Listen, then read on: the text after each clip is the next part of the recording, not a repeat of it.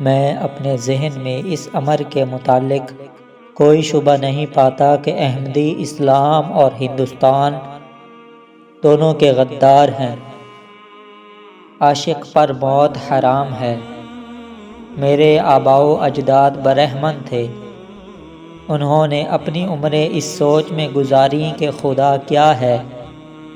میں اپنی عمر اس سوچ میں گزار رہا ہوں کہ انسان کیا ہے۔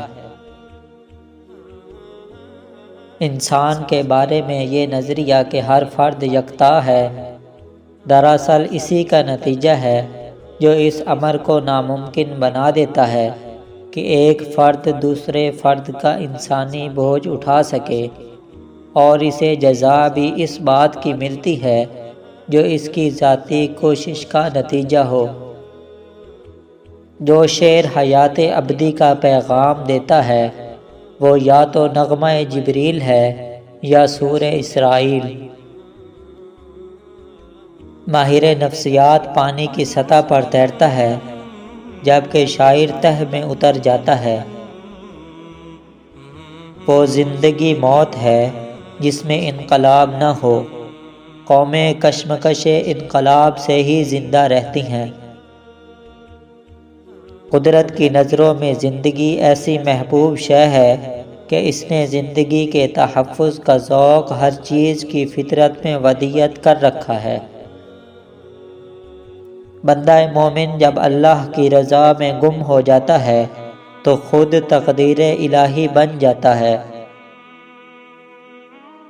مسلمان عورتوں کے لیے بہترین اسوہ حضرت فاطمۃ الزہرا ہیں۔ عورت کو اپنی انتہائی عظمت تک پہنچنے کے لیے حضرت فاطمہ رضی اللہ تعالیٰ عنہا کا نمونہ بہترین ہے۔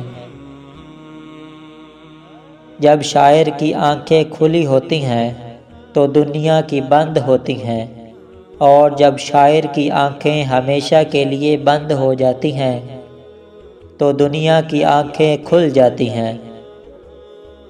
زندگی کے جس چاق کو عقل نہیں سی سکتی، محبت اسے اپنی تار اور سوئی کے بغیر سی لیتی ہے۔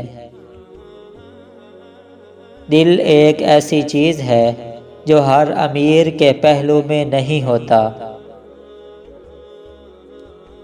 جو مسائل انسان نہ حل کرے قدرت انہیں حل نہیں کرتی۔ ہزار کتب خانہ ایک طرف اور باپ کی نگاہ ملتفت ایک طرف۔ شعر سننے سنانے کی چیز نہیں، تنہائی میں بیٹھ کر پڑھنے کی چیز ہے۔ آج کل تعلیم زیادہ ہے، علم نہیں۔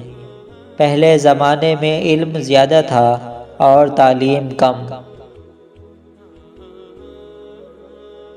انصاف ایک نایاب خزانہ ہے۔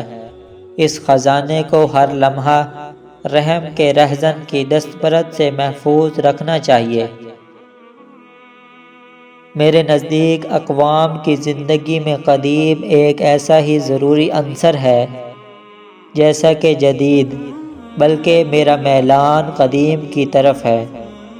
حدود و خودی کے تعین کا نام شریعت ہے، اور شریعت کو اپنے قلب کی گہرائیوں میں محسوس کرنے کا نام طریقت ہے۔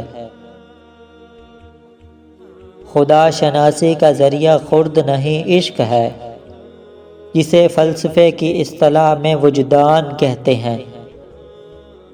فلسفہ انسان کو بوڑھا بناتا ہے اور شاعری انسان کو تجدید شہاب کرتی ہے۔